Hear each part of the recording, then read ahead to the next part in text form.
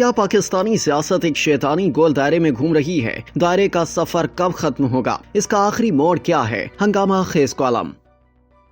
پاکستانی سیاست ایک شیطانی گول دائرے میں گھوم رہی ہے۔ معیشت کی زبان میں اسے کہتے ہیں وشیس سرکل۔ ایک برائی دوسری برائی کو جنم دے رہی ہوتی ہے اور دوسری برائی پہلی کو۔ یوں ایک ایسا دائرہ بن جاتا ہے جس سے نکلنا بہت مشکل ہوتا ہے۔ کم پیداوار کی وجہ سے بے روزگاری اور کم آمدنی ہے، اور کم آمدنی اور بے روزگاری کی وجہ سے کم پیداوار ہے۔ کالم نگار بلال الرشید نے پاکستان کے خراب معاشی حالات اور ملکی سیاست پر تجزیہ پیش کرتے ہوئے مزید لکھا کہ یہ میں سادہ الفاظ میں سمجھانے کے لیے کہہ رہا ہوں، ورنہ تو قرضوں پر سود سمیت کئی اہم عوامل موجود ہوتے ہیں، جیسا کہ پاکستان میں اشیاء کی پیداوار اس لیے مہنگی ہے کہ بجلی مہنگی ہے، بجلی اس لیے مہنگی ہے کہ حکمراں طبقات خود بجلی پیدا کرنے میں مصروف ہیں، لہٰذا انہوں نے جان بوجھ کر ایسے معاہدے کیے جس میں بجلی پیدا کرنے والے کارخانوں کی چاندی ہو جائے۔ سب جانتے ہیں کہ چینی میں بھی یہی ہو رہا ہے۔ چینی بنانے والے تمام سیاسی جماعتوں اور اداروں میں دادے شجاعت دیتے پھر رہے ہیں۔ کالم نگار کے بقول پاکستانی سیاست کا شیطانی چکر یہ ہے کہ سیاستدان کمزور اور کرپٹ ہیں۔ یہ کمزور اور کرپٹ سیاستدان اقتدار میں آنے کے لیے طاقتوروں کی طرف دیکھتے ہیں، چنانچہ اول دن سے یہ ان کے احسان تلے دبے ہوتے ہیں۔ ان میں سے کئی سیاستدان وہ ہیں جنہیں طاقتوروں نے ہی پیراشوٹ سے سیاست میں اتارا ہوتا ہے۔ نتیجہ یہ ہے کہ ریاست میں یا تو براہ راست مارشل لا نافذ ہو جاتا ہے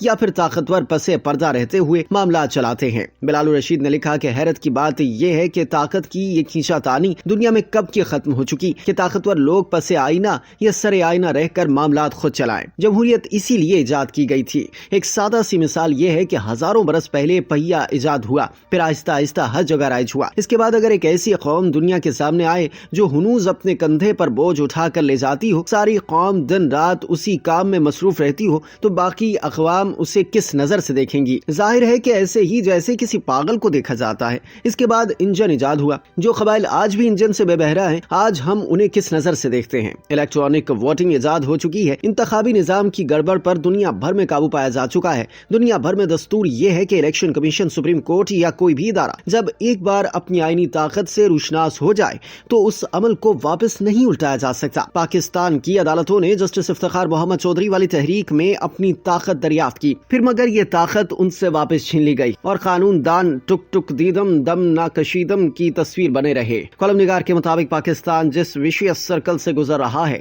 اس کا آخری موڑ یہ ہے کہ سیاستدان بالآخر اکٹھے ہو کر حملہ آور ہو جاتے ہیں اور طاقتوروں کو بیک فٹ پر لے آتے ہیں، جیسا کہ نون لیگ اور پیپلز پارٹی پرویز مشرف کے خلاف اکٹھی ہوئی۔ اس کے بعد چند سال کے لیے سیاست میں مداخلت کا سلسلہ رک جاتا ہے، کچھ عرصے بعد مگر پھر اسی اتار کے لڑکے سے رجوع کیا جاتا ہے۔ بلال الرشید تجزیہ پیش کرتے ہوئے مزید لکھتے ہیں کہ اس دوران بڑے کھیل کھیلے جاتے ہیں، دائیں بازو کی مذہبی جماعتوں سے شہر اقتدار میں دھرنے دلوائے جاتے ہیں۔ ایسے ہی ایک فیض آباد دھرنے کا جسٹس قاضی فائز عیسیٰ نے نوٹس لیا تھا، تو پھر کیسا کھیل شروع ہوا؟ خود جنرل فیض حمید کا کورٹ مارشل اس سارے کھیل کی ایک جیتی جاگتی مثال ہے۔ ایون فیلڈز میں نواز شریف کے فلیٹ کے باہر جو کچھ ہوتا ہے، انگریز اس پہ حیرت زدہ ہیں۔ وہ یہ سوچتے ہیں کہ اگر یہ شخص برا ہے تو اسے اور اس کی پارٹی کو الیکشن کے راستے باہر کر دو، ہنگامہ رائے کیوں؟